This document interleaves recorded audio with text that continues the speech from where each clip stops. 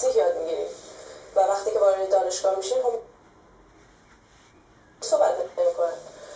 خلاصه من و یه خانم دیگه دوست من بود، مال سودان بود، ما با هم رفتیم روز اول دانشگاه و من نمی‌دونستم که کلاس ها کجاست. قشنگ این خاطره یادمه. البته این موضوع 20 سال ازش گذشته ولی من یه نفر رو متوقف کردم